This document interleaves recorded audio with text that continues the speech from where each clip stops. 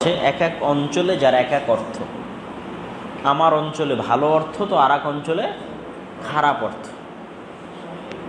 এবং অনেক সময় দেখবেন বাঙালিরা যখন বিদেশে যায় তখন তারা সৌদিদেরকে বাঙালি ভাষায় গালিগালাজ করে আর বলে এরা তো বুঝতে পারবে না, দে গালি দিয়ে বাংলা ভাষায় গালিগালাজ করে আর কি মনে করে যে এরা তো বুঝতে পারবে না।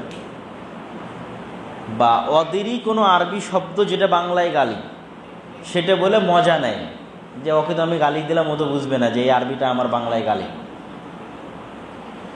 এইরকমই একটা শব্দ হচ্ছে রায়না, যেটা আরবিতে ভালো অর্থ ব্যবহার হতো, খারাপ অর্থ ব্যবহার হতো।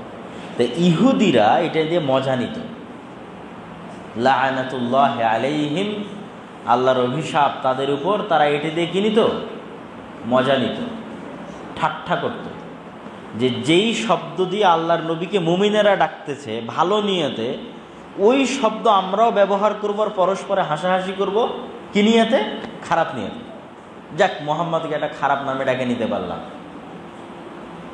দিয়ে ভিতরে ভিতরে আমরা পরস্পরে কি করব? হাসাহাসি করব। কিন্তু ওই নামে মুমিনেরাও আল্লাহর নবীকে ডাকে। আল্লাহ সুবহানাহু ওয়া তাআলার এটা পছন্দ হলো না। আর এটা এই জাতির চিরন্তন স্বভাব, বানু ইসরাঈলদের চিরন্তন স্বভাব যে তারা কথার পরিবর্তন করে। আল্লাহ সুবহানাহু ওয়া তাআলা যখন তাদেরকে বলেছিল যে তোমরা বাইতুল মুকাদ্দাস বা জেরুজালেমে প্রবেশ করো আর বলো হিত্তাতুন নাগফির লাকুম। হিত্তাতুন হিব্রু ভাষা, যার অর্থ হচ্ছে ক্ষমা চাই, ইবরানি ভাষা, আমরা তোমাদের ক্ষমা করে দেব। ওরা ওটা পরিবর্তন করে দিয়ে কি বলেছিল? হিনতাতুন। হিনতাতুন মানে আর হিত্তাতুন মানে হে আল্লাহ আপনি আমাকে মাফ করুন, হিব্রু ভাষায়।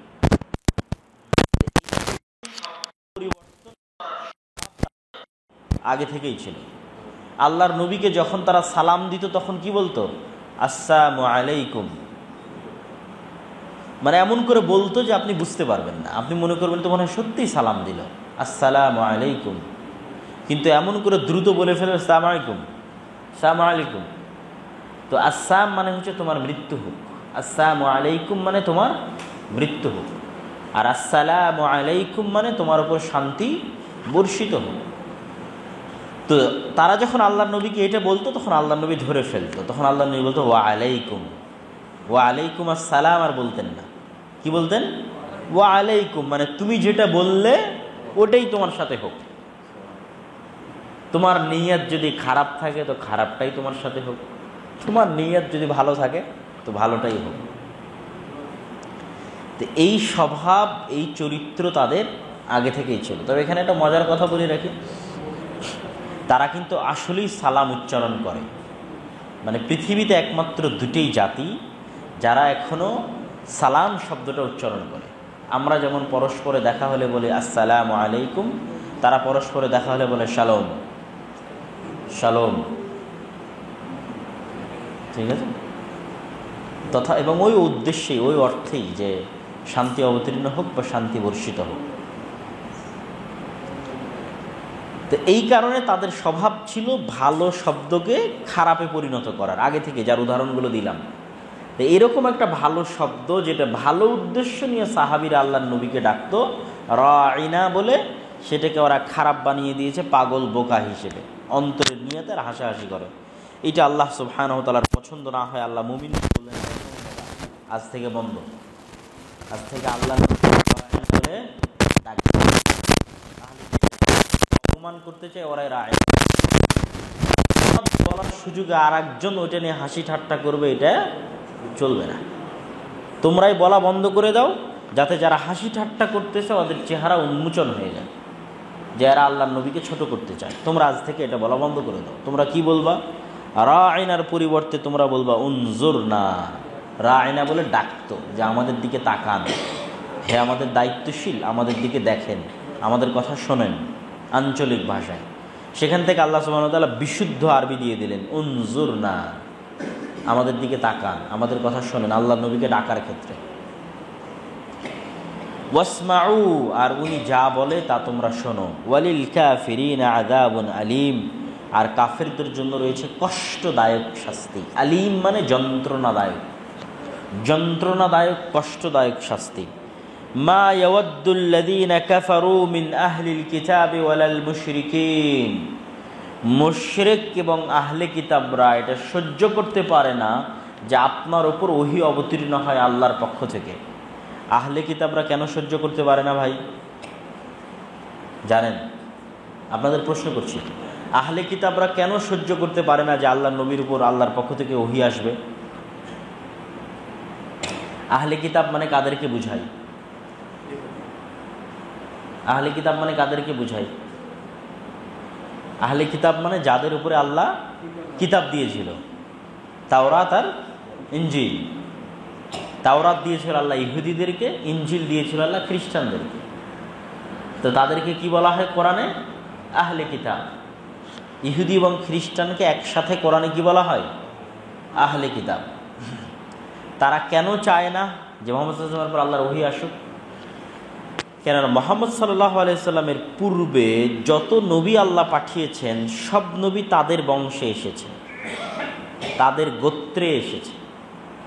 ধরেন আমরা বাংলাদেশি, বাঙালি, আমাদের বাপদাদার আমল থেকে আমরা দেখছি নবী আসলে আমাদের মধ্যে আসে, ঠিক আছে? হুট করে দেখছি যে পাকিস্তানে নবী চলে আসছে, বা দেখা যাচ্ছে পাকিস্তানিরা দেখছে যে আজীবন তাদের মধ্যে নবী আসে, তাদের মধ্যে প্রধানমন্ত্রী হয়। এখন বলে এক বাঙালি শেখ মুজিবুর রহমান বলছে আমি প্রধানমন্ত্রী হব। এটা অন্তরে হিংসা দেয় না? দেয় না? পাঞ্জাবিরা বরদাস্ত করতে পারে না। এখনও পাঞ্জাবিদের মধ্যে ওই স্বভাব আছে, এখনও পাকিস্তানের ফুল কন্ট্রোল পাঞ্জাবিদের হাতে। তো পাঞ্জাবের এটা বরদাস্ত করতো না যে বাঙালিরা আমাদের শাসন করবে। How it can be possible? ওদের মধ্যে একটা আত্ম অহমিকা কাজ করে, সেটা ইন্ডিয়ান পাঞ্জাবি হোক আর পাকিস্তানি পাঞ্জাবি হোক। ইন্ডিয়াতেও পাঞ্জাব আছে যারা শিখ, এই জন্য ইন্ডিয়ান পাঞ্জাবি শিখেরা আলাদা দেশ করতে চায়। ওরা এটা বরদাস্ত করতে পারে না যে ওদের উপর আর একজনকেও শাসন করবে। তাহলে আজীবন আমি দেখলাম আমার মধ্যে থেকে নবী আসতেছে, হুট করে আজকে দেখি যাদেরকে চিনি না জানি না তাদের মধ্যে থেকে নবী। তো এটাকে আমি সহ্য করতে পারবো? পারবো না। কিন্তু তারা কি জানতো না যে নবী আসবেন? জানতো। কিভাবে জানতো? তাদের প্রত্যেক বইয়ে লেখা আছে তোমাদের ভাইয়ের বংশে নবী আসবে, শেষ নবী তোমাদের ভাইয়ের বংশে আসবে, শেষ নবী তোমাদের ভাইয়ের বংশে আসবে। এখন ভাই মানে যদি আমি ধরে নিই যে খালি আমার এই ভাই, ভাই মানে আমার চাচার ছেলেও আমার ভাই। কথা বুঝতে পেরেছেন? ভাই মানে আমার দাদার ভাইয়ের দিক থেকে যিনি চাচা তার ছেলেও আমার ভাই। আমি যদি শুধু আমার আপন ভাই ধরি তাহলে হবে না। আমি ধরে বসে আছি যে আমার আপন ভাই থেকে আজীবন নবী আসছে, মানে আমার আপন ভাই থেকে নবী আসবে। সেটা হচ্ছে ইব্রাহিম আলাইহিসসালাতু ওয়াসসালামের দুই ছেলে। কয় ছেলে? ইব্রাহিম আলাইহিসসালামের কয় ছেলে? দুই ছেলে। একজনের নাম ইসহাক আর একজনের নাম ইসমাইল। একজনের নাম ইসহাক আর একজনের নাম ইসমাইল। এই ইব্রাহিম হচ্ছে দুনিয়ার তিনটে ধর্মকে বলা হয় আব্রাহামিক রিলিজিয়ান। দুনিয়ার ইসলাম, খ্রিস্টান এবং ইহুদি তিন ধর্মকে কি বলা হয়? Abrahamic religion. মানে যেই ধর্মগুলোর আদি পিতা ইব্রাহিম। তিনটা ধর্মেই ইব্রাহিম সম্মানিত। আমরা ডাকি ইব্রাহিম নামে, খ্রিস্টান আর ইহুদিরা ডাকে আব্রাহাম নামে। Abraham Lincoln. আব্রাহাম মানে আসলে ইব্রাহিম। যেমন আইজ্যাক নিউটন নাম শুনেছো তোমরা? আইজ্যাক মানে আসলে ইসহাক। আইজ্যাক মানে আসলে কি? ইব্রাহিমের ছেলে ইসহাক, ঠিক আছে? ডেভিড, ডেভিড মানে আসলে দাউদ। ডেভিড মানে কি? আসলে দাউদ। জ্যাকব, ইয়াকুব মানে আসলে জ্যাকব, বা জ্যাকব মানে আসলে ইয়াকুব। যাদের নামগুলো শুনে তোমার কাছে মনে হবে এগুলো খ্রিস্টানদের নাম, ওগুলো আসলে ইসলামেরই নবী। মানে তাদের দৃষ্টিতেও তারা নবী, কিন্তু উচ্চারণ পরিবর্তন হয়ে গেছে। যেমন জোসেফ, ঠিক আছে? যে জোসেফ নামে অনেক স্কুল আছে, ফাউন্ডেশন আছে, হ্যাঁ? Saint Joseph school and college. Joseph মানে ইউসুফ। জোসেফ মানে কি? ইউসুফ। মুসাকে তারা কি বলে? মোজেস। ঈসাকে বলে জেসাস। তাহলে সবই আমাদের যা নবী তাদেরও তাই নবী। তিনটা ধর্মই হচ্ছে আব্রাহামিক রিলিজিয়ান। তো এই আব্রাহামিক রিলিজিয়ানে সব নবী ইসহাকের বংশে এসেছে। সব নবী কার বংশে এসেছে? ইসহাকের বংশ। আর ইসমাইলের বংশে কোনো নবী আসেনি। শেষ নবী মুহাম্মদ সাল্লাল্লাহু আলাইহি ওয়াসাল্লাম ইসমাইলের বংশে প্রেরিত হয়েছে। তো এই জন্য ওরা জানে, ওদের সব বইয়ে লেখা আছে ইব্রাহিমের আরেক সন্তানের নাম ইসমাইল। এখনও লেখা আছে, আজও লেখা আছে যে ইব্রাহিমের আরেক সন্তানের নাম কি? ইসমাইল, যিনি হচ্ছেন আবুল আরব, আরবদের পিতা, যাকে ইব্রাহিম আলাইহিস সালাম আরবে রেখে এসেছিলেন। সবই ওদের জানা। তো ওদের বই লেখা আছে তোমার ভাইয়ের বংশে শেষ নবী আসবে। তো ভাই মানে ওরা কি ধরে নিয়েছে? ইসহাকের বংশ। সে অপেক্ষায় আছে যে, এখনও অপেক্ষায় আছে যে আমাদের বংশে কি আসবে? শেষ নবী আসবে। যে দেখতে দেখতে যেদিন দাজ্জাল আসবে সেই দিন মনে করবে দাজ্জালই আমাদের নবী। নাউজুবিল্লাহ। অথচ শেষ নবী চলে এসেছে এবং তারা জানতো ইনি শেষ নবী। তো এটা তারা সহ্য করতে পারত না যে আমাদের বাদ দিয়ে ইসমাইলের বংশে আরবে একজন ব্যক্তি দাবি করতেছে যে তার উপর আল্লাহর ওহী আসে এবং জিবরাইল তার কাছে ওহী নিয়ে আসে, যদিও তারা সকল কিছু জানতো এবং বুঝত। এবার আল্লাহ সুবহানাহু ওয়া তাআলা কি বলছে? ওয়াল্লাহু ইয়াখতাসসু বিরাহমাতিহি মান ইয়াশা। আল্লাহ যাকে চান তাকে তার এই দয়া দেন যে তিনি তাকে নবী বানাবেন, এটা আল্লাহর ইচ্ছা। ইব্রাহিমের বংশের বাইরে আল্লাহ নবী দেননি? দিয়েছে না দেয়নি? ইব্রাহিমের আগে সেগুলো তো ইব্রাহিমের বংশের বাইরে, তাই না? দিয়েছে আল্লাহ সুবহানাহু ওয়া তাআলা। আল্লাহু যুল ফাদলিল আযীম। আর আল্লাহ সুবহানাহু ওয়া তাআলা হচ্ছেন মহা অনুগ্রহকারী এবং মহা দয়ার্দ্র এবং রহমতময়, করুণাওয়ালা। সম্মানিত উপস্থিতি, এই আয়াত থেকে আমাদের যেটা সংক্ষিপ্ত শিক্ষণীয় সেটা হচ্ছে, প্রথমত শিক্ষণীয় হচ্ছে ইহুদি এবং খ্রিস্টানেরা চেষ্টা করবে বিভিন্ন ছুতো অবলম্বন করে আল্লাহর নবীকে কষ্ট দেওয়ার, আল্লাহর নবীকে ছোট করার এবং আল্লাহর নবীকে অপমান করার, মুহাম্মদ সাল্লাল্লাহু আলাইহি ওয়াসাল্লামকে ছোট করার। আমাদেরকে সেগুলো থেকে সতর্ক থাকতে হবে এবং চেষ্টা করতে হবে কখনোই যেন আমরা ঢালাওভাবে তাদের অনুসরণ না করি। যেমন এখানে একটা ভালো জিনিস, হারাম নয়, রাইনা বলে ডাকা কি হারাম? হারাম না। তারপরেও এটা ইহুদি খ্রিস্টানরা যখন ব্যবহার করা শুরু করলো আল্লাহর নবীর জন্য, আল্লাহ মানা করে দিলেন, না এটা তোমরা বলিও না, মুমিনেরা তোমরা এটা আর বলিও না। তাহলে আমাদের এটা মনে রাখতে হবে যে আমাদের জন্য যে জিনিসটা ভালো নয় সেটার একটি বিষয় হচ্ছে ঢালাওভাবে ইহুদি খ্রিস্টানদের অনুসরণ করা, যেটা রাসূলুল্লাহ সাল্লাল্লাহু আলাইহি ওয়াসাল্লাম আশঙ্কা করতেন যে আমার উম্মত এমনভাবে ইহুদি খ্রিস্টানদের অনুসরণ করবে যেমনভাবে জুতার এক পাটের সাথে আর এক পাট মিলে যায়। জুতার এক পাটের সাথে আর এক পাটের কোনো পার্থক্য আছে? হ্যাঁ, কোনো পার্থক্য নেই। তো জুতার এক পাট আর এক পাটের সাথে যেভাবে মিলে যায় আমার উম্মত ইহুদি খ্রিস্টানদের সাথে সেভাবে মিলে যাবে। নাউযু বিল্লাহি মিন যালিক। আল্লাহ হেফাজত করুক এই উম্মতকে ইহুদি খ্রিস্টানদের অনুসরণ থেকে, তাদের পদাঙ্ক অনুসরণ থেকে। রাসূল সাল্লাল্লাহু আলাইহি ওয়াসাল্লাম বলেছেন, মান তাশাব্বাহা বিকওমিন ফাহুয়া মিনহুম। কেউ যদি কোনো জাতির সাদৃশ্য অবলম্বন করে সে তাদেরই অন্তর্ভুক্ত বলে বিবেচিত হবে। তার কিয়ামত হাসর নাসর তাদের সাথেই হবে।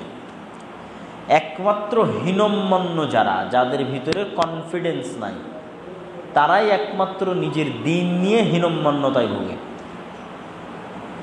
যাদের ভিতরে কনফিডেন্স নাই তারা একমাত্র কি নিয়ে হীনম্মন্যতায় ভোগে? নিজের দিন নিয়ে হীনম্মন্যতায় ভোগে। যে না থাক, আমি এটা করব না, সমাজে কি বলবে, আমি এটা মানব না, সমাজের মানুষ কি বলবে, এই সেই করে আমরা ইহুদি খ্রিস্টানদের অনুসরণ করে থাকি। আল্লাহ আমাদের হেফাজত করুক, আল্লাহুম্মা আমিন। সম্মানিত উপস্থিতি, আর দাওয়া ইলা আল্লাহের দেশব্যাপী দাওয়াতি সফরের মূল লক্ষ্য হচ্ছে মসজিদ ভিত্তিক দিন শিক্ষা, শুধু কোরআন শিক্ষা নয়। আপনার নাম ভাইজান? আব্দুল, আবার জোরে বলেন। আব্দুর রাব্বি। আচ্ছা, হ্যাঁ করতে হবে। তো আমরা যে দাওয়াতি সফরে বের হয়েছে এটা মসজিদ ভিত্তিক কোরআন না দিন? দিন, তার মধ্যে কোরআন আছে। মানে শুধু যদি কোরআন হয় তাহলে একটু সমস্যা আছে। সমস্যা কি? আদব, আখলাক, শিষ্টাচার, দোয়া, আকিদা, হুকুম, আহকাম এগুলো তখন আর শিখবে না। তো আমাদের এটা মনে করতে হবে মসজিদ ভিত্তিক কী শিক্ষা? দিন শিক্ষা। যার একটা বড় পাঠ হচ্ছে কোরআন, যার একটা বড় পাঠ কি? কোরআন। যেমন এই সমস্ত ছেলেদের জিজ্ঞেস করলাম আহলে কিতাব কাকে বলে, জানে না। অসংখ্য নবীদের নাম তারা জানে না, অসংখ্য নবীদের ঘটনা ইতিহাস তারা জানে না, অথচ এগুলো আমাদের ঐতিহ্য, এগুলো আমাদের সাইকোলজিক্যালি ডেভেলপ করে, আমাদের অন্তরকে মেন্টালি উপরের দিকে নিয়ে যায়। যখন আমরা আমাদের ইতিহাস জানব, যখন আমরা আমাদের আদব কায়দা জানব, আমাদের দোয়া জানব, আমাদের শিষ্টাচার জানব, আমার নবীর ইতিহাস জানব, কোরআন জানব, হাদিস জানব, তখন আমরা মেন্টালি গ্রো, মানসিকভাবে উপরের দিকে এগিয়ে যাব। আর গোটা মুসলিম উম্মার সবচেয়ে ভয়ঙ্কর অবস্থা হচ্ছে শিক্ষায় পিছিয়ে। যেটা আপনি বললেন ওটা ছিল লালমনিরহাটের আলোচনা, না না না, ওটা ছিল নীলফামারীর আলোচনা, যেটা আপনি আমাকে স্মরণ করালেন যে নীলফামারীর এক বক্তব্যে আপনি শুনেছেন। তো শিক্ষায় গোটা মুসলিম উম্মা পিছিয়ে। আজকে আপনি সৌদি আরব থেকে শুরু করেন, কাতার, দুবাই থেকে শুরু করেন, বাংলাদেশ থেকে শুরু করেন, আমাদের মসজিদ কমিটি পর্যন্ত আসেন, কোথাও মুসলমানদের কাছে শিক্ষার প্রতি ফোকাস নাই। শিক্ষা যে নাই তা বলছি না, আছে, কিন্তু আরব বিশ্বের কাছে মূল ফোকাস হচ্ছে পর্যটন আর বিনোদন। বিশাল বিশাল বিল্ডিং, বিশাল বিশাল পর্যটন কেন্দ্র, বড় বড় ফেমাস নায়ক নায়িকা এবং প্লেয়ারদের ভাড়া করা, বিনোদনের স্পট তৈরি করা, এটা হচ্ছে ফোকাস। আর আমাদের সরকারের মতো যারা থার্ড ওয়ার্ল্ড কান্ট্রি, তাদের ফোকাস হচ্ছে রাস্তাঘাট, ব্রিজ, কালভার্ট, সেতু, বাস, ট্রেন তথা কনস্ট্রাকশনে যত বড় বড় মেগা প্রজেক্ট আছে, শিক্ষায় তার চুল পরিমাণও নাই। যে যত মেগা প্রজেক্ট আছে সরকারের, তার মধ্যে কোনটা শিক্ষার জন্য এবং জ্ঞানের জন্য কেউ খুঁজে দিতে পারবে না। রাস্তাঘাট এবং ব্রিজ, কালভার্ট দিয়ে একটা জাতি উন্নত হয় না। আর আমাদের মসজিদে যদি আসেন, তাহলে মসজিদে দেখবেন যে মসজিদ কমিটিও যদি মিটিংয়ে বসে, তাহলে কেমনে টাইলস লাগাবে, কেমনে ছাদ দিবে, কেমনে এসি দিবে, বাস এগুলো নিয়ে ব্যস্ত। শিক্ষার জন্য কোনো বিনিয়োগ নাই। অথচ এই মসজিদটাই যদি আমরা উঠিয়ে ইউরোপে নিয়ে যাই, আর এই মসজিদের বাৎসরিক ইনকাম যদি 10 লক্ষ হয়, তাহলে ইউরোপিয়ানরা এই 10 লক্ষর মধ্যে 2 লক্ষ আগে বাজেট রাখবে শিক্ষার জন্য। যে এই মসজিদে 10 লক্ষ থেকে 2 লক্ষ টাকা আগে কিসে খরচ হবে? শিক্ষায় খরচ হবে। বাকি 8 লক্ষ দিয়ে উন্নয়ন হবে। 2 লক্ষ কম বললাম, তারা পারলে আরও বেশি দিবে। অত্র অঞ্চলের ছেলে মেয়ের আগে শিক্ষা, পরে মসজিদে টাইলস। অত্র অঞ্চলের ছেলে মেয়েদের আগে শিক্ষা, পরে মসজিদের ছাদ। অত্র অঞ্চলের ছেলে মেয়েদের আগে শিক্ষা, পরে মসজিদে এসি। এটা হচ্ছে ইউরোপিয়ানদের থিওরি, আমেরিকানদের থিওরি। এই জন্য তারা আজকের পৃথিবীর শাসক। আমাদের থিওরি কি? টাকা হলে আগে বিনোদন আর পর্যটন, টাকা হলে আগে রাস্তাঘাট, ব্রিজ, কালভার্ট, টাকা হলে আগে মসজিদে ছাদ। আর সব জাহেল থাকলেও সমস্যা নেই, মূর্খ থাকলেও সমস্যা নেই। আর আমরা এই মূর্খ জাতি পৃথিবীর যে কোনো জায়গায় যাই না কেন, আমাদের লেভেল মাপতে পারবো যে আমরা কতটা অশিক্ষিত এবং মূর্খ। ইউরোপে যত মুসলিম আছে, তাদের কত পার্সেন্ট ডাক্তার, ইঞ্জিনিয়ার, আর কত পার্সেন্ট ট্যাক্সি ড্রাইভার, আর কত পার্সেন্ট দোকানদার? জরিপ করে যত মুসলমান, not only Bengali, not only Pakistani, সারা পৃথিবী থেকে যত মুসলমান গেছে, সিরিয়া থেকে গেছে, লিবিয়া থেকে গেছে, ইয়ামান থেকে গেছে, আফ্রিকা থেকে গেছে, বাংলাদেশ থেকে গেছে, ওদের কতজন ট্যাক্সি ড্রাইভার আর কতজন ডাক্তার, ইঞ্জিনিয়ার? গোটা মুসলিম উম্মাহ হচ্ছে অজ্ঞ, মূর্খতায় পরিপূর্ণ। অথচ ইউরোপ আর আমেরিকার কাছে তেলও নাই, গ্যাসও নাই, তারপরও তারা পৃথিবী চালায় কেন? তাদের যত উন্নত শিক্ষা প্রতিষ্ঠান আছে পৃথিবীর আর কারো নাই। তাদের অক্সফোর্ড আছে, ক্যামব্রিজ আছে, হার্ভার্ড আছে, নাসা আছে। অথচ মুসলমানদের অঢেল টাকা, কেননা তেল আছে। তেল দিয়ে পৃথিবী চালানো যায় না, জ্ঞান দিয়েই পৃথিবী চালানো যায়। কোনো ইহুদির সন্তান আপনি খুঁজে দিবেন, কোনো দিন যদি আপনাদের যাওয়ার সুযোগ হয়, গুগলে সার্চ করে দেখার সুযোগ হয় যে অমুক ইহুদির সন্তান নেশা করে, অমুক ইহুদির সন্তান জুয়া খেলে, আর অমুক ইহুদির সন্তান ফ্রি ফায়ার পাবজি খেলে, ওরা জন্মের পর থেকেই জ্ঞান চর্চায় থাকে। এই জন্য একটা ইহুদি সোসাইটিতে যত বাড়িতে গিয়ে নখ দিয়ে আপনি জিজ্ঞেস করবেন এই বাড়ির লোক কী করে, হয় বিশ্ববিদ্যালয়ের টিচার, না হয় মেডিকেলের প্রফেসর, না হয় কোনো বিজ্ঞান ইনস্টিটিউটের প্রধান। কোনো ট্যাক্সি ড্রাইভারও পাবেন না, কোনো রিক্সা চালকও পাবেন না। ওরা এইভাবে টপ লেভেলের শিক্ষা নিয়ে ওরা ব্যস্ত। কিন্তু ওরাই আবার চায় যে পাগল মুসলমানেরা সারাদিন মোবাইল নিয়ে ব্যস্ত থাক, ফ্রি ফায়ার পাবজি নিয়ে ব্যস্ত থাক, নেশার জুয়া নিয়ে ব্যস্ত থাক। কেন চাই? অশিক্ষিত মূর্খকে শাসন করা সহজ, জ্ঞানী মানুষকে শাসন করা যায় না। জ্ঞানী মানুষ স্বাধীন চেতা হয়। তো যত এদেরকে নেশাগ্রস্ত রাখা যাবে, জুয়াগ্রস্ত রাখা যাবে, তত এদেরকে পাগল রাখা যাবে। আর যত এরা পাগল থাকবে, যেমন আজকে যে জুয়ায় মত্ত, কালকে তো সৌদিতে লেবারি করা ছাড়া কোনো রাস্তা আছে? কালকে লেবার হিসেবে দুবাই যাবে। আজকে যে নেশায় মত্ত, কালকে ইউরোপে গিয়ে ট্যাক্সি ড্রাইভারি করবে। এই তো এরকম ট্যাক্সি ড্রাইভারদের শাসন করে মজা আছে, পিটে মজা আছে, জবাই করে মজা আছে। আর যখন জ্ঞানী হয় তখন আর তাকে শাসন করা যায় না, স্বাধীন চেতা হয়। গোটা পৃথিবীর মুসলমানদের শিক্ষায় বেহাল দশা, ভয়ঙ্কর অবস্থা। শুধু কোরআন এবং হাদিসে না, জেনারেল শিক্ষাতে। সম্মানিত উপস্থিতি, এই জন্য আমরা চাই মানুষের মধ্যে শিক্ষা নিয়ে সচেতনতা তৈরি হোক। আজকে আপনার কাছে মসজিদ আছে, এসি আছে, টাইলস আছে, ছাদ আছে, তারপর আপনি এখানে শিক্ষার ব্যবস্থা করছেন না। যার কাছে কিছুই নাই সে কিন্তু শিক্ষা নিয়ে কাজ করে যাচ্ছে। ব্রাকের এরকম মসজিদ আছে, ব্রাকের এরকম টাইলস দেওয়া, ছাদ ঢালাই দেওয়া কোনো স্কুল আছে? কিন্তু ব্রাক স্কুল চালায় না? চালায় না? চালায়। কেন চালায়? ব্রাক জানে শিক্ষার গুরুত্ব কী। কিন্তু আমাদের এই হোঁচলা মসজিদ কমিটি যা আছে সারা বাংলাদেশে, এরা জানে না। এদেরকে কে মসজিদ কমিটি করেছে আর কে মসজিদের দায়িত্ব দিয়েছে, এদের 24 ঘন্টার মধ্যে পদত্যাগ দিতে হবে।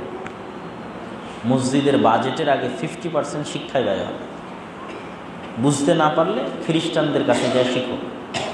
খ্রিস্টানেরা যখন কোনো দেশে যায় আগে গির্জা বানায় না, আগে স্কুল বানায়। আমাদের দেশেরও টপ লেভেলের স্কুলগুলো খ্রিস্টানদের দ্বারা পরিচালিত। কেননা ওরা শিক্ষা নিয়ে কাজ করে করে ওদের হাত পাকা। আর আমাদের কাছে সব কিছু থাকার পরও আমাদের উদ্যোগ নাই, আগ্রহ নাই, চেষ্টা নাই। সম্মানিত উপস্থিতি, আমরা দাওয়া ইলাল্লাহর পক্ষ থেকে দেশব্যাপী দাওয়াতি সফরে আমাদের লক্ষ্য এবং উদ্দেশ্য হচ্ছে মানুষকে উদ্বুদ্ধ করা, মানুষকে বের করে নিয়ে আসা, দায়িত্বশীল তৈরি করা। লা আসআলুকুম আলাইহি আজরা, আমি আপনাদের কাছে হাদিয়া টাকাও চাইতে আসিনি, পাথেও চাইতে আসিনি, খাবারও চাইতে আসিনি। এখন পর্যন্ত 100টার কাছাকাছি মসজিদ আমরা সফর করেছি। কোথাও কেউ বলতে পারবে না যে তাদের কাছে আমরা 1টা টাকা নিয়েছি, না পথ খরচ না হাদিয়া। তাহলে নিজের খরচে আপনাদের বাড়ি বাড়ি, আপনাদের গ্রামে গ্রামে যাওয়ার পিছনে উদ্দেশ্য কি? লা আসআলুকুম আলাইহি আজরা ইন আজরিয়া ইল্লা আলাল্লাযী ফাতারানি। প্রতিদান যদি দেওয়ার দরকার হয় আল্লাহ দিবে, আপনাদের কাছে চাই না, বিনিময় চাই না। কি চাই? যেটা বলছি সেটা শোনেন। বুঝেননি ইমাম সাহেব? যেটা বলছি সেটা শোনেন, এটা চাই। বলছি মসজিদে শিক্ষার ব্যবস্থা করতে হবে, করেন, এই জন্য আসছে, এটা আমানত। যদি আমার এই আমানতটা আপনারা মূল্যায়ন না করেন, আল্লাহর দরবারে আপনারা জবাবদিহিতা করবেন। আমি নিজ খরচে আপনার মসজিদে এসে বলে গেছি, মানে আমি আমার দায়িত্ব পালন করেছি। এখন জিম্মেদারি অত্র অঞ্চলের মানুষের উপর, জিম্মেদারি অত্র মসজিদের কমিটির উপর, অত্র অঞ্চলের যুবক ছেলেপেলেদের উপর। কেউ যদি মনে করে আমি জালসা করতে আসছি, ওয়াজ করতে আসছি, ভুল। আমি জালসা ওয়াজ করতে আসিনি, আদেশ দিতে আসছি। টাকা নিয়ে আদেশ দেওয়া যায় না, টাকা নিয়ে মানুষকে আদেশ দেওয়া যায় না। এই জন্য বিনা টাকায় যাতে আদেশ দিতে পারি। আপনাদের কাছে টাকাও চাই না, খাবারও চাই না, কিন্তু যা বলছি তা করতে হবে। না করলে আপনারা আল্লাহর দরবারে জবাব দিবেন। আর কোরআনের উপর আমাদের বিস্তারিত ডিটেইলস আলোচনা আছে, যেখানে আমরা বিস্তারিত আলোচনা করেছি যে কোরআন যদি আমরা জাতিগতভাবে পরিত্যাগ করি তো জাতিগতভাবে গজবের শিকার হব। গজব মানে এই যে বৃষ্টি হচ্ছে, বৃষ্টি হয়ে নূহ আলাইহিস সালামের মতো আমরা ডুবে ধ্বংস হয়ে যাব না ভাই। কিছুদিন আগে নিউজ আসলো যে বাংলাদেশে বিশাল ভূমিকম্প হবে, হতে পারে, কিন্তু সমূলে ধ্বংস করা গজব হিসেবে ভূমিকম্প আসবে না। যে গোটা বাংলাদেশকে আল্লাহ সমূলে ভূমিকম্পতে ধ্বংস করে দিবে, এটা হবে না। গোটা বগুড়াকে আল্লাহ ভূমিকম্প দিয়ে নিচে নামিয়ে দিবে, মাটির নিচে উল্টিয়ে দিবে, এটা হবে না। বন্যা দিয়ে সমূলে ধ্বংস করে দেবে, এটা হবে না। গজব মানে গোটা বাংলাদেশের উপর গজব আসতে পারে। কিভাবে জানেন? হিন্দুরা গোটা বাংলাদেশের মানুষকে জবাই করতে পারে, একদিনে গোটা বগুড়ার সব মানুষকে জবাই করে ফেলতে পারে, কিন্তু পৃথিবীতে কথা বলার কেউ থাকবে না, বাধা দেওয়ারও কেউ থাকবে না, উদ্ধার করারও কেউ থাকবে না। এটা হলো গজব। উম্মতে মুহাম্মাদির উপর এটা গজবের ফরম্যাট সিস্টেম। আগের উম্মতের উপর এক এক ফরম্যাটে গজব এসেছে। নূহ আলাইহিস সালামের উপর বন্যা ফরম্যাটে গজব, লূত আলাইহিস সালামের উপর শহর উল্টিয়ে দেওয়া ফরম্যাটে গজব, আদ সামুদ শোয়াইবের জন্য ঝড় বৃষ্টি বিকট আওয়াজ ফরম্যাটে গজব। আর উম্মতে মুহাম্মাদির জন্য ফরম্যাট কি? বানু ইসরাইলের জন্য হচ্ছে বানর আর শুকুরে পরিণত করে দেওয়ার গজব। আর উম্মতে মুহাম্মাদির ফরম্যাট কি? বাগদাদের ইতিহাস পড়ো, হালাকু খা চেঙ্গিস খা কীভাবে লক্ষ লক্ষ মুসলমানকে জবাই করেছে। স্পেনের ইতিহাস পড়ো, কিভাবে স্পেনের রাজা ফার্ডিন্যান্ড এবং রানী ইসাবেলা হাজার হাজার মুসলমানকে আগুনে জ্বালিয়েছে। যদি পড়তে ভালো না লাগে তাহলে রোহিঙ্গাদের দেখো, এটা হলো গজব। যে রোহিঙ্গাদের কিভাবে বৌদ্ধরা পাখির মতো, পাখিও মনে করে না, যে গুলি করার সময় মনে করে না যে এটা পাখি। ফিলিস্তিনিদের দেখো, কেউ যখন তাদের গুলি করে তখন মনে করে না, বম যখন ফেলে মনে করে না যে এরা পশু, পশু মনে করে না। মানুষ মনে করা তো বহু দূরের কথা, পশু মনে করে না। এরকম হয়ে গেল কেন? এটা গজব। তাদের মধ্যে দিনের চর্চা যেমন, কোরআনের চর্চা যেমন আল্লাহ তাদেরকে বানিয়ে দিয়েছে তেমন। তাহলে বাংলাদেশের উপর গজব মানে বন্যা ভূমিকম্প নয়। বাংলাদেশের উপর গজব মানে আসে আপনাকে অথবা আপনার সন্তানদেরকে অথবা তার সন্তানদেরকে একদল মানুষ বলবে এই জয় শ্রীরাম বল, তখন যদি বলে না জয় শ্রীরাম বলবো না, অন দ্য স্পট জবাই করে দেবে। এরকম যদি গোটা বগুড়ার মানুষকে একদিনে জবাই করে, আল্লাহর কসম পৃথিবীতে কেউ বাধা দেওয়ার থাকবে না, আল্লাহর কসম পৃথিবীতে কেউ উদ্ধার করার থাকবে না, আল্লাহর কসম পৃথিবীতে কেউ কথা বলার থাকবে না। এটা গজব। ওই বিশদ এবং বিস্তারিত বিবরণের সারমর্ম হিসেবে দুটি লাইন যদি আপনাদের সামনে বলি, যে আল্লাহ সুবহানাহু তাআলা ইব্রাহিম আলাইহিস সালাতু ওয়াস সালামের পরবর্তী বংশে নবুয়তকে সীমাবদ্ধ করে দিয়েছেন। জাআলান নবুওয়াহ, নবুয়তকে সীমাবদ্ধ করে দিয়েছেন ইব্রাহিম এবং তার পরবর্তী বংশধরের মধ্যে। তো সেই ইব্রাহিমের দুই সন্তানকে আল্লাহ মানুষ করেছেন দুই মসজিদের পাশে রেখে। ইব্রাহিমের এক সন্তান ইসমাইলকে আল্লাহ রেখে দিয়েছেন মক্কার কাবার পাশে, আর ইব্রাহিমের আরেক সন্তান ইসহাককে আল্লাহ সুবহানাহু ওয়া তাআলা রেখে দিয়েছেন জেরুজালেমের মসজিদে আকসার পাশে। এবং ঈসা আলাইহিস সালামের আগমনের আগ পর্যন্ত ইসহাকের সন্তানেরা মসজিদ আকসার খেদমত করত, আর মুহাম্মদ সাল্লাল্লাহু আলাইহি ওয়াসাল্লামের আগমনের পূর্ব পর্যন্ত ইসমাইলের সন্তানেরা বাইতুল্লাহ মসজিদে হারামের খেদমত করত। এই সারমর্ম বাক্য দিয়ে আমি এটি বুঝাতে চাচ্ছি যে মসজিদ শুধু আমাদের সময় বা আমাদের দিনে বা আমাদের ধর্মের জন্য নয়, বরং অতীতের সকল নবীর সম্পর্ক ছিল মসজিদের সাথে, এবং মসজিদের সাথে সম্পর্ক রক্ষার মাধ্যমেই আল্লাহ সুবহানাহু ওয়া তাআলা ইব্রাহিমের পরিবারকে আদর্শ পরিবার হিসেবে গড়ে তুলেছিলেন। সম্মানিত উপস্থিতি, এই মসজিদ মাল্টিফাংশনাল, তথা মসজিদের শুধু একটি কাজ নয়।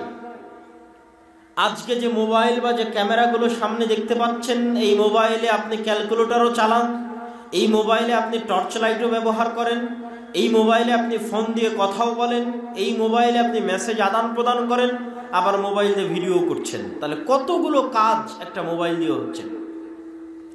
রাসূলুল্লাহ সাল্লাল্লাহু আলাইহি ওয়াসাল্লাম তার সমাজ ব্যবস্থায়, তার রাষ্ট্র ব্যবস্থায় মসজিদকে সেই জায়গায় নিয়ে গেছিলেন যে মসজিদের ফাংশন হবে মাল্টি ফাংশনাল। অগণিত অসংখ্য কাজে মসজিদ তার ভূমিকা রাখবে। রাষ্ট্রীয় কাজে মসজিদ তার ভূমিকা রাখবে, সামাজিক কাজে মসজিদ তার ভূমিকা রাখবে, জ্ঞানের কাজে মসজিদ তার ভূমিকা রাখবে, ইবাদতের কাজে মসজিদ তার ভূমিকা রাখবে, সামাজিক রীতিনীতি কৃষ্টি কালচারের কাজে মসজিদ তার ভূমিকা রাখবে। মসজিদকে তিনি নিয়ে গেছেন মাল্টি ফাংশনাল। একটা মসজিদে শুধু একটি কাজ হবে না, বরং মসজিদকে কেন্দ্র করে সমাজ ঘুরতে থাকবে।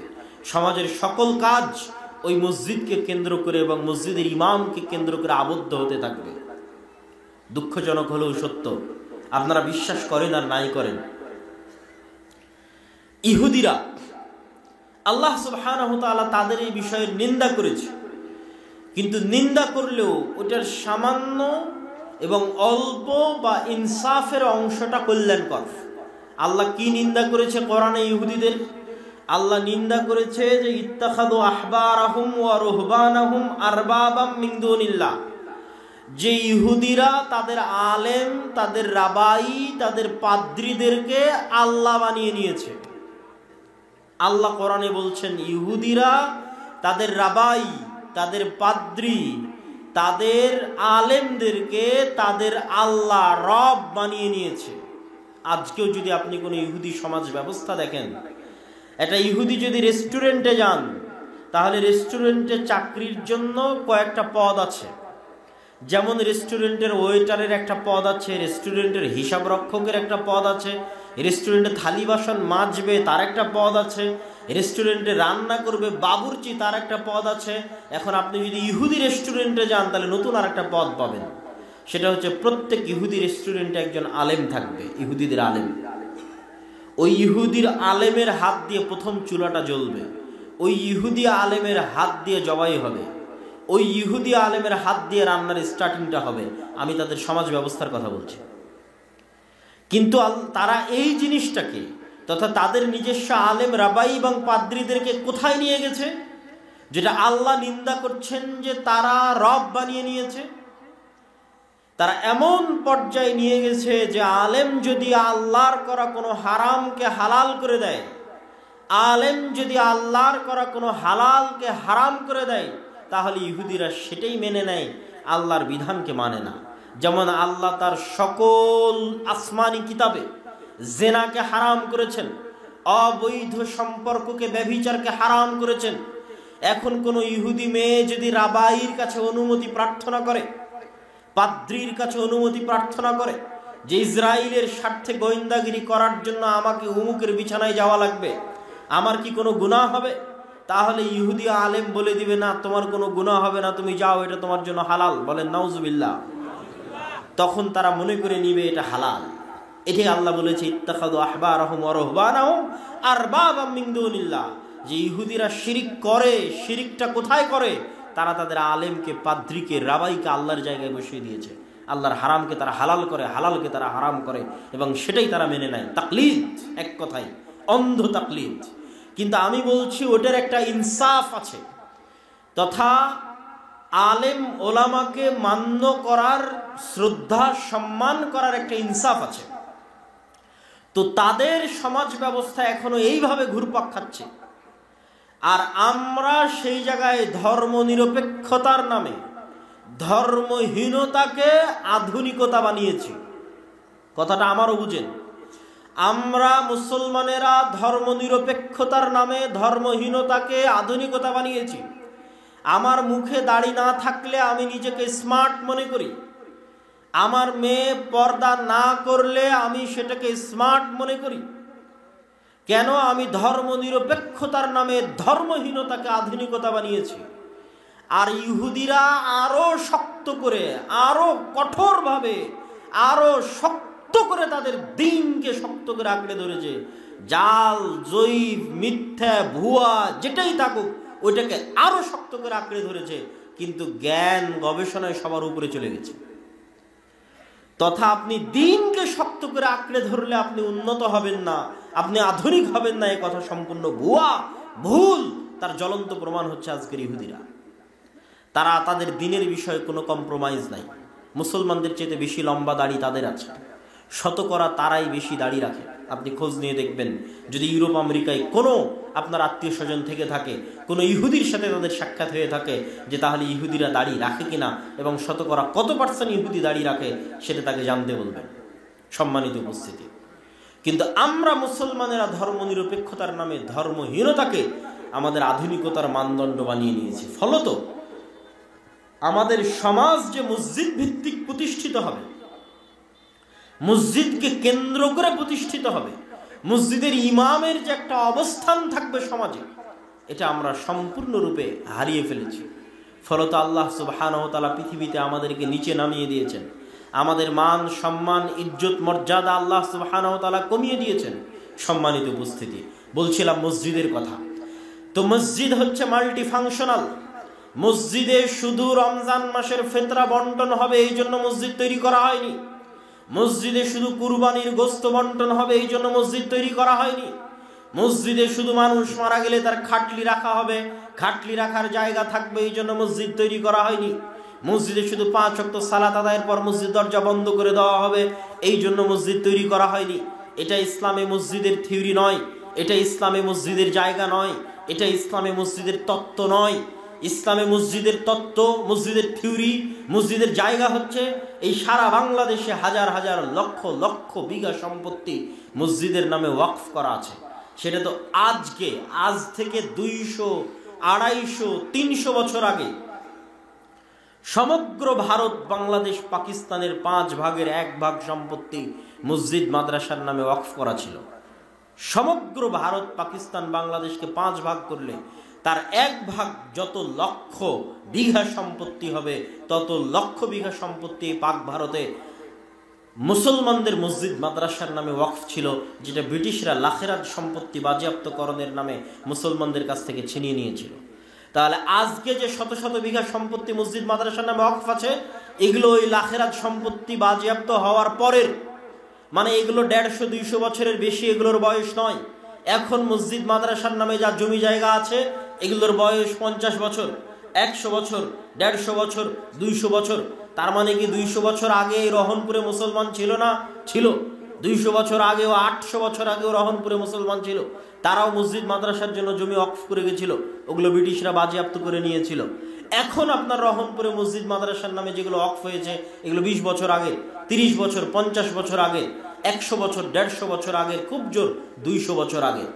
বলছিলাম, এই সমগ্র বাংলাদেশে যত বিঘা সম্পত্তি মসজিদের নামে ওয়াকফ করা আছে এবং যত মসজিদ এই সম্পত্তির উপর বিল্ডিং আকারে প্রতিষ্ঠিত আছে, এত মসজিদ এবং এত সম্পত্তি যদি আপনি আজকে কোনো খ্রিস্টান মিশনারিকে দিয়ে দেন, আপনি আজকে ব্রাককে দিয়ে দেন, বা যে কোনো প্রকার বিদেশি বেসরকারি এনজিও সংস্থাগুলোকে দিয়ে দেন, এই নাও এত লক্ষ বিঘা সম্পত্তি তোমার নামে থাকলো, আর এই যে এতগুলো বিল্ডিং তোমার নামে থাকলো, তাহলে তারা 24 ঘন্টার মধ্যে এই দেশে শিক্ষার বিপ্লব ঘটাতে পারবে। তাদের শিক্ষার এটা সক্ষম, তারা করছে।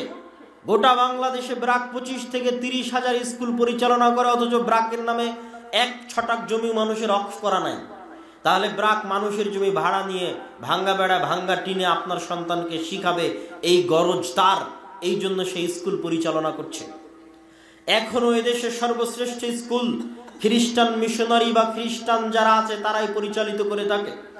শিক্ষার গুরুত্ব, শিক্ষার মর্যাদা, শিক্ষার প্রয়োজনীয়তা এখনো তাদের কাছে আছে, এবং তাদের যেটা আলটিমেট গোল, সর্বশেষ তাদের যেটা টার্গেট, সেটা হচ্ছে সন্তান আপনি জন্ম দিবেন আর আপনার সন্তানকে শিখাবে ইবলিস।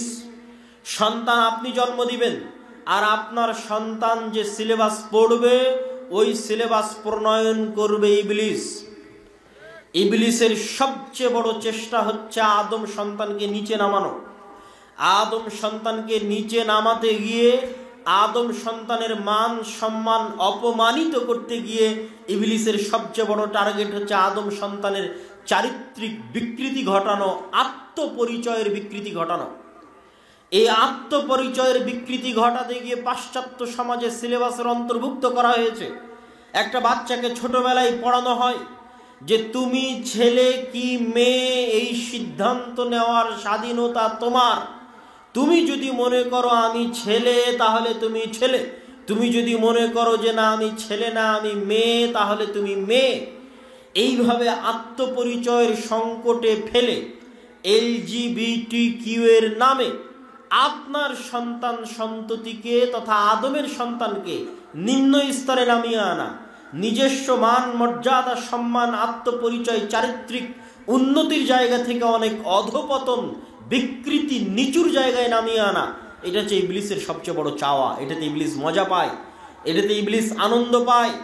যখন কোনো মানুষকে সে আত্মপরিচয়ের সংকটে ভুগিয়ে নিচে নামিয়ে আনতে পারে, খারাপ বানিয়ে দিতে পারে। এই জন্য আজ সারা বিশ্বের সিলেবাসগুলো পরিবর্তন হয়ে যাচ্ছে, বাংলাদেশের সিলেবাস পরিবর্তন হয়ে যাচ্ছে।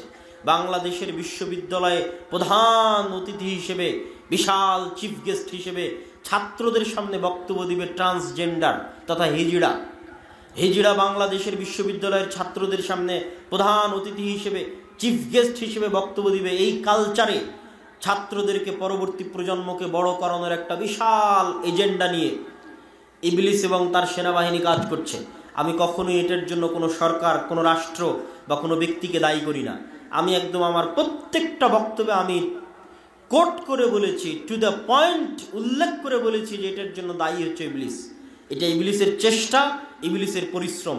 কিন্তু দুঃখজনক হলো পৃথিবীতে কিছু ইবলিসের গোলাম আছে যারা তার নিজেদের নামে পরিচয় দেয় মানুষ, কিন্তু এরা মানুষ নয়, এরা গোলাম হচ্ছে ইবলিসের।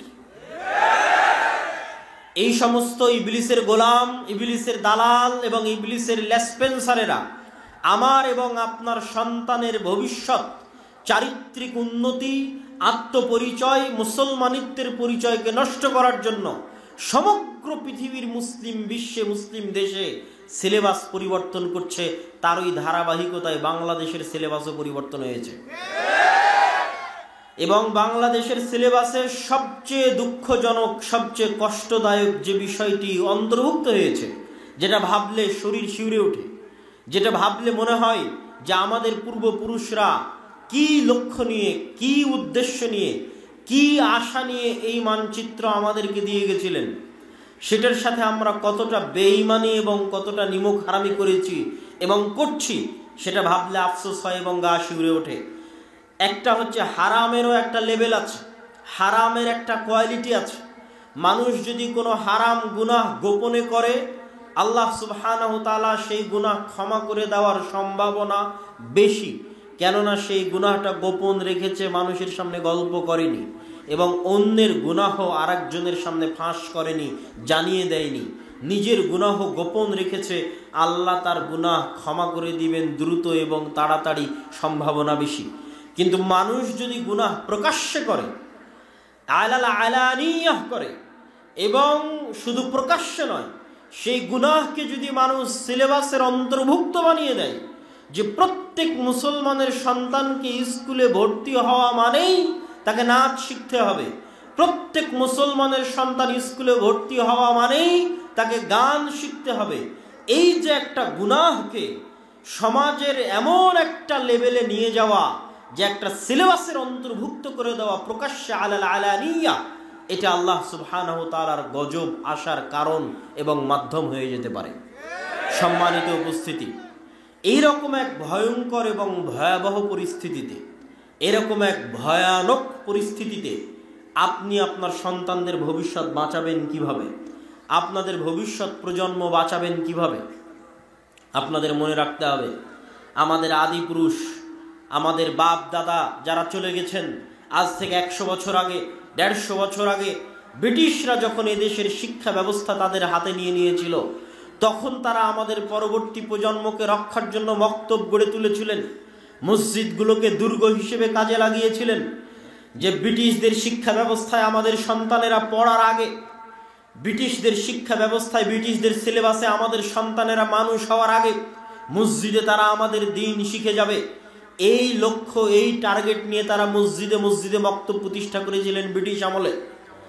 আজ আবার সেই দিন ফিরে এসেছে, আজ আবার সেই যুগ ফিরে এসেছে। আজ যদি আপনারা মসজিদে মসজিদে বক্তব্য প্রতিষ্ঠা না করেন, প্রত্যেক মুসলমানের সন্তানের মৌলিক দ্বীন শিক্ষার ব্যবস্থা নিশ্চিত না করেন, আমি মনে করি এটা এখন ফরজ।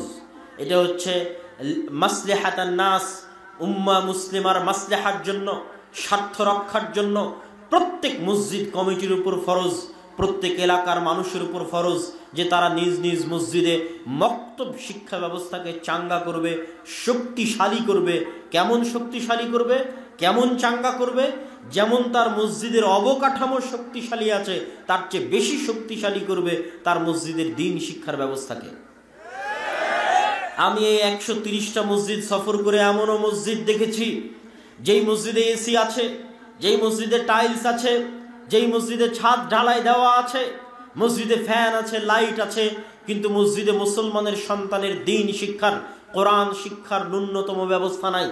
তখন আফসোসে, কষ্টে, দুঃখে আমি তাদেরকে বলতে বাধ্য হয়েছি যে আপনাদের এই মসজিদে মক্তব চালু করা, কোরআন শিক্ষার ব্যবস্থা করা এতখানি ফরজ। যদি আপনাদের অর্থের সংকট হয়, টাকার সংকট হয়, তাহলে মসজিদের এসি খুলে বাজারে বিক্রি করে মক্তব চালু করেন। যদি আপনার মসজিদে টাকার সংকট হয়, অর্থের সংকট হয়, তাহলে মসজিদের টাইলসগুলো খুলে বাজারে বিক্রি করে মসজিদে দ্বীন শিক্ষার ব্যবস্থা করেন। মসজিদের ফ্যান লাইট খুলে বাজারে বিক্রি করে মসজিদে দ্বীন শিক্ষার ব্যবস্থা করেন। উন্নতি মানে জ্ঞানে উন্নতি, উন্নতি মানে শিক্ষায় উন্নতি, উন্নতি মানে কখনো বিল্ডিংয়ে উন্নতি নয়, উন্নতি মানে কখনো রাস্তাঘাট ব্রিজ কালভার্টে উন্নতি নয়।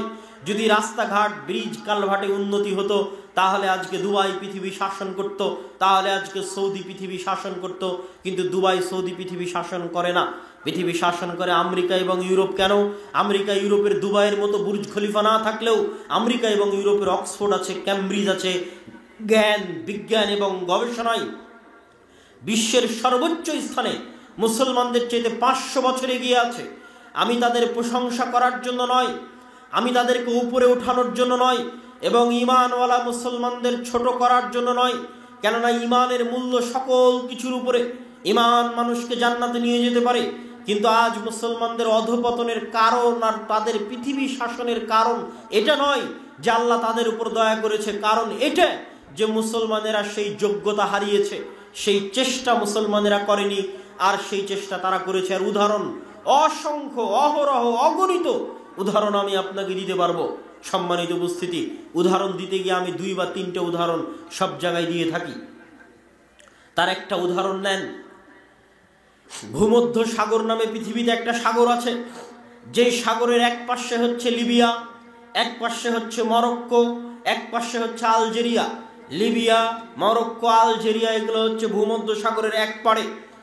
আর ভূমধ্য সাগরের আর এক পাড়ে, ভূমধ্য সাগরের উত্তর পাড়ে হচ্ছে ইতালি, স্পেন, ফ্রান্স, গ্রিস ইত্যাদি রাষ্ট্রগুলো। সারা মুসলিম বিশ্বের বিভিন্ন দেশ থেকে শত শত মুসলমান যুবক অবৈধ পন্থায় এই লিবিয়ার সমুদ্র বন্দরে একত্রিত হয় অবৈধভাবে ইউরোপে প্রবেশ করার জন্য।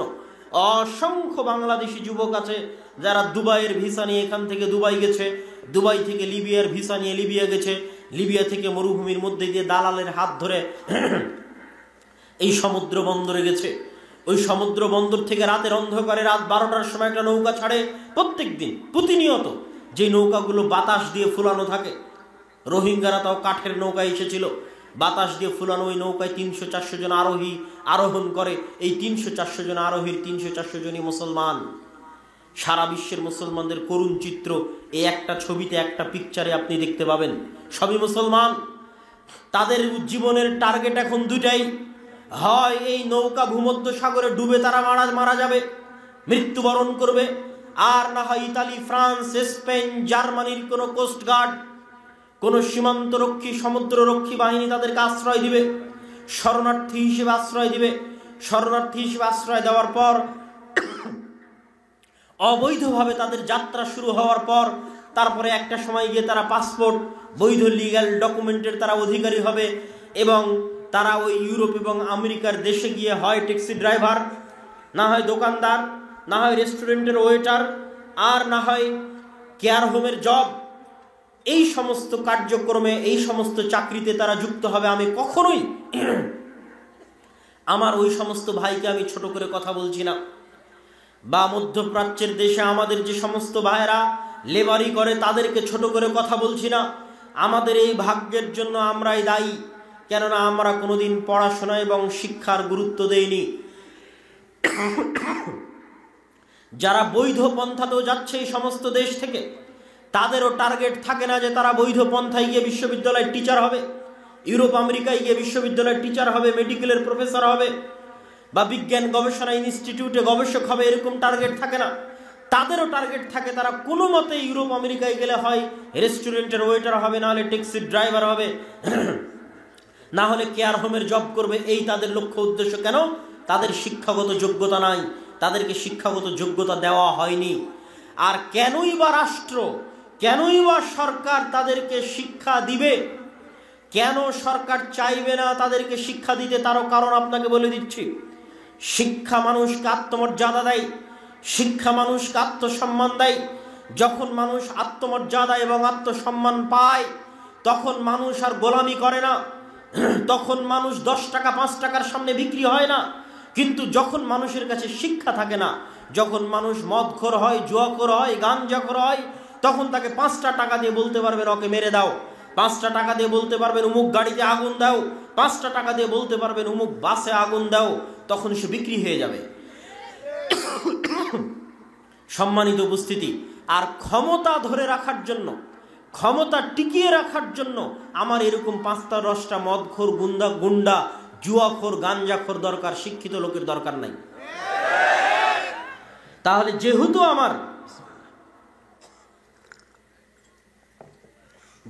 আমার ক্ষমতা টিকিয়ে রাখার জন্য মদখোর, জুয়াখোর, গাঞ্জাখোরের দরকার, গুন্ডার দরকার, তাহলে কেন আমি আপনাকে শিক্ষিত করব? কেন আমি আপনাকে উচ্চ শিক্ষায় শিক্ষিত করে আমার ক্ষমতাকে হুমকির মুখে ফেলে দিব? এটা কখনোই এই তৃতীয় বিশ্বের দেশের রাষ্ট্রপ্রধানেরা কখনোই চায় না। এবং আপনি অশিক্ষিত থাকলেও সরকারের লাভ আছে, মূর্খ থাকলেও সরকারের লাভ আছে। কি সেই লাভ? বাংলাদেশে গার্মেন্টস আছে কি জন্য?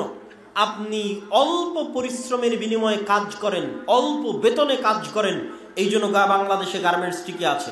কেন অল্প বেতনে কাজ করেন? ওই লেভেলের শিক্ষা আপনার নাই, এই জন্য আপনি অল্প বেতনে কাজ করেন। আপনি মধ্যপ্রাচ্যের লেবারির চাকরি কেন পান? মধ্যপ্রাচ্যে ঝাড়ু দিয়ে দেন, রাস্তা পরিষ্কার করে দেন। পৃথিবীর আর কোনো জাতি অত অল্প বেতনে কাজ করে না, এই জন্য আপনি মধ্যপ্রাচ্যের ভিসা পাচ্ছেন।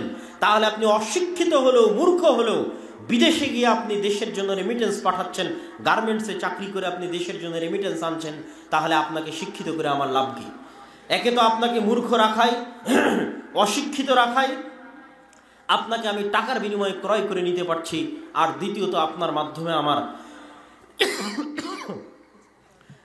মাধ্যমে আমার দেশে রেমিটেন্সও আসতেছে। সম্মানিত উপস্থিতি, কি বলছিলাম সারা বিশ্বে মুসলমানদের শিক্ষার ভয়াবহ অবস্থার কথা। ইউরোপ আমেরিকার অবস্থা তুলে ধরলাম, বাংলাদেশের মুসলমানদের অবস্থা তুলে ধরলাম। ভারতের এমনও স্টেট আছে, এমনও জেলা আছে, এমনও থানা আছে, যেখানে যদি আপনি ওই থানায়, ওই জেলায়, ওই স্টেটে, ওই আদালতে হওয়া মামলার জরিপ করেন, পরিসংখ্যান করেন যে এই আদালতে চুরির মামলা, ডাকাতির মামলা, মদ জুয়ার মামলা কত % হয়েছে, তাহলে দেখবেন 100টা মামলার 80টা মামলা মুসলমানদের নামে। এটা মিথ্যা মামলা নয়। মিথ্যা মামলা তখনই যখন জঙ্গিবাদের নামে গ্রেফতার করবে, কিন্তু 100টার 80টাই দেখবেন চুরি, ডাকাতি, জুয়া, রাহাজানি, মদ ইত্যাদির মামলায় গ্রেফতার হয়ে আছে মুসলমানেরা, মামলা হয়ে আছে মুসলমানদের নামে। মানে একটা জাতির 80% মানুষ, 60% মানুষ যদি জুয়া, মদ ইত্যাদির সাথে জড়িত হয়ে যায়, তাহলে সেই জাতির ভবিষ্যৎ কি হবে? আপনি আরব বিশ্বের মুসলমানদের অবস্থা দেখেন, মধ্যপ্রাচ্যের মুসলমানদের অবস্থা দেখেন। আল্লাহ সুবহানাহু ওয়া তাআলা তাদেরকে অঢেল সম্পদ দিয়েছে, অঢেল টাকা পয়সা দিয়েছে। পাশেই ফিলিস্তিনে প্রতিদিন লক্ষ লক্ষ, হাজার হাজার মুসলিম মা এবং বোনকে হত্যা করা হচ্ছে, সেখানে পাশেই মধ্যপ্রাচ্যের দেশগুলো ফুটবল বিশ্বকাপ আয়োজনের প্রস্তুতি নিচ্ছে, গান বাজনা আয়োজনের প্রস্তুতি নিচ্ছে, বিনোদনের প্রস্তুতি নিচ্ছে, পর্যটনের প্রস্তুতি নিচ্ছে। তাদের লক্ষ থেকে কোটি টাকা তারা বিনোদন এবং পর্যটনের জন্য ব্যয় করে দিচ্ছে। এই হচ্ছে সারা বিশ্বের মুসলমানদের অবস্থা। আপনি আপনার মসজিদের এলাকার মসজিদে চলে আসেন। আপনার এলাকার মসজিদে, ওই যে শুরু করেছিলাম এলাকার মসজিদ দিয়ে, টাইলস আছে, এসি আছে, সবই আছে, কিন্তু মসজিদে দিন শিক্ষার ব্যবস্থা নাই। আপনাদের উদ্দেশ্যে একটা প্রশ্ন করতে চাই, মসজিদের এলাকার আশেপাশের পুরো গ্রাম যদি মদখোর জুয়াখোরে পরিপূর্ণ হয়ে যায়, তাহলে স্বর্ণের মসজিদ দিয়ে আপনি কি করবেন বলেন? স্বর্ণের মসজিদ দিয়ে আপনার কি কাজ? আর যদি মসজিদই না থাকে, ওই মসজিদের টাইলস, এসি, লাইট, ফ্যান বাজারে বিক্রি করে দিয়ে অত্র অঞ্চলের মুসলমানের সন্তানের যদি শিক্ষার ব্যবস্থা করেন, দিন শিক্ষার ব্যবস্থা করেন, মসজিদ লাগবে না, মানুষ খোলা মাঠে সালাত আদায় করবে। জুইলাত লিয়াল আরযু মাসজিদা, আমার জন্য পুরো পৃথিবীকে মসজিদ বানিয়ে দেওয়া হয়েছে। সম্মানিত উপস্থিতি, এই জন্য মসজিদ ভিত্তিক দিন শিক্ষার গুরুত্ব। আমি আপনাকে আরো এক ধাপ এগিয়ে বলি, ইউরোপিয়ান এবং আমেরিকানরা কিভাবে চিন্তা করে, তাদের চিন্তাটা আপনার সাথে শেয়ার করি। যে আপনি যদি আজকে আপনার মসজিদের কমিটির সদস্য করে দেন 5 জন ইউরোপিয়ানকে, 5 জন আমেরিকানকে, তাহলে তারা কি করবে? তারা আপনার মসজিদের প্রথম মিটিংয়ে যদি দেখে যে আপনার মসজিদের ফান্ডে টাকা আছে 10 টাকা, তাহলে 10 টাকার 5 টাকা আগে শিক্ষায় ব্যয় করবে। 10 টাকার 5 টাকা আগে কোথায় ব্যয় করবে? শিক্ষায় ব্যয় করবে। এই একটা জিনিস তারা খুব ভালো বোঝে, একটা জিনিস তারা তাদের রক্তের সাথে মিশে গেছে। আপনি বাসে উঠলে দেখবেন মানুষ বই পড়তেছে, ট্রেনে উঠলে দেখবেন মানুষ বই পড়তেছে, পার্কে গেলে দেখবেন মানুষ বই পড়ছে, অথচ সে অমুসলিম, অথচ সে মুমিন নয়, তার অন্তরে ঈমান নাই, তার গায়ে কাপড় নাই, সে বেপর্দা অবস্থায় আছে, কিন্তু তার হাতে বই আছে। আর পুরো বাংলাদেশ ঘুরেন, আপনি কোথায় দেখবেন যে বই আছে? চলমান যে সিলেবাস, এই সিলেবাসে তো বইকে আরো বাদ দেওয়া হয়েছে। সম্পূর্ণ 10, 15, 20 বছর পর যেন আর বাংলাদেশে এই চলমান যে সিলেবাস ছিল, এই সিলেবাসে যে কয়েকটা ডাক্তার অন্তত তৈরি হতো, যে কয়েকটা ইঞ্জিনিয়ার অন্তত তৈরি হতো, যে কয়েকটা বিজ্ঞানী অন্তত তৈরি হতো, যে কয়েকটা ভালো শিক্ষক, প্রফেসর, ডক্টরেট ডিগ্রিধারী গবেষক অন্তত তৈরি হতো, আজ থেকে 10, 15, 20 বছর পর যেন আর ডাক্তারও তৈরি না হয়, আর ইঞ্জিনিয়ারও তৈরি না হয়, আর এরকম গবেষক, শিক্ষক, প্রফেসরও তৈরি না হয়, তার ব্যবস্থা হয়ে গেছে। তখন আর বিদেশে যাওয়া লাগবে না চিকিৎসা করতে। দেখবেন বাংলাদেশের সব মেডিকেলে চাকরি করছে বিদেশিরা। দেশের ডাক্তারই নাই তো কি করবে? তখন ওই যেমন পদ্মা সেতুতে আমাদের ইঞ্জিনিয়ার নাই, সব লেবার আমরা, তো দেখবেন সব মেডিকেল ক্লিনিকের আমাদের ডাক্তার নাই। আমরা তখন আপনাদের এই রোহনপুরের মানুষ তখন ওই মেডিকেল ক্লিনিকের পরিচ্ছন্ন কর্মী, আর ডাক্তারগুলো সব বিদেশ থেকে আসছে। সব বিশ্ববিদ্যালয়ের টিচারগুলো দেখবেন বিদেশ থেকে আসছে, দেশের টাকা সব বিদেশে পাচার। তো 10, 15, 20 বছর পরে এই যে চলমান যে সিলেবাস, এই সিলেবাস চলতে থাকলে আর ওইভাবে আমাদের যতটুকু অন্তত শিক্ষার জায়গা ছিল, উন্নয়নের জায়গা ছিল, সেটিও আমরা হারিয়ে ফেলবো। সম্মানিত উপস্থিতি, বলছিলাম আমরা তো আর সামগ্রিক পরিবর্তনটা করতে পারবো না দেশে, সেই সক্ষমতা, সেই সাধ্য আল্লাহ সুবহানাহু ওয়া তাআলা আমাদের দেয়নি, কিন্তু আমরা আমাদের জায়গা থেকে দিনের লেভেলটা অন্তত আমাদের সন্তানকে দিতে পারবো। এই জন্য আপনাদের সংকল্প হতে হবে, দৃঢ় সংকল্প হতে হবে, একজন মুসলমানের সন্তানও যেন এই বছর থেকে, আগামী বছর থেকে, জানুয়ারি থেকে স্কুলের বারান্দায় ততক্ষণ পর্যন্ত পা দিবে না যতক্ষণ না তার মসজিদে মক্তবের সিলেবাস কমপ্লিট না করেছে। এই সংকল্প, এই দৃঢ় চেতনা আপনাকে এখান থেকে নিয়ে বিদায় নিতে হবে। দেশকে স্বাধীন রাখার জন্য আপনাদের বাপদাদারা ব্রিটিশ আমলে এই চিন্তা তাদের মাথায় এসেছিল, তারা মসজিদকে কাজে লাগিয়ে আমাদের দিনকে, আমাদের ধর্মকে সুরক্ষিত করেছে। আজ স্কুলের সিলেবাস যেই জায়গায় গেছে, আপনার সন্তানের দিন এবং পরবর্তী ভবিষ্যৎ প্রজন্মকে বাঁচাতে, দেশকে বাঁচাতে, দেশের ভবিষ্যৎ জাতিকে বাঁচাতে মসজিদ ভিত্তিক দিন শিক্ষার বিকল্প নাই। আর মসজিদ ভিত্তিক দিন শিক্ষার লক্ষ্যে যদি শুধু আপনি মসজিদে কোরআন শিক্ষা দেন তাহলে হবে না। মসজিদে কোরআন শিক্ষার পাশাপাশি মৌলিক দিন শিক্ষার ব্যবস্থা রাখতে হবে। আমি আমার বক্তব্য আপনাদেরকে আরো কিছুক্ষণ বক্তব্য দীর্ঘায়িত হবে, আপনারা এলোমেলো বা উঠে যাওয়ার চেষ্টা করবেন না। তবে বক্তব্যের এই পর্যায়ে আমি একটু আহ্বান জানাবো, যারা স্বেচ্ছাসেবক আছে তারা যদি অত্র প্রতিষ্ঠানের সহযোগিতার জন্য, অত্র প্রতিষ্ঠানের দানের জন্য আপনারা যারা এখন উপস্থিত জনগণ আছেন তাদেরকে আমি উদাত্ত আহ্বান জানাবো, বক্তব্যের মধ্যে একটু বিরতি দিয়ে আমার বক্তব্য কন্টিনিউ করতে থাকবো ইনশাল্লাহ।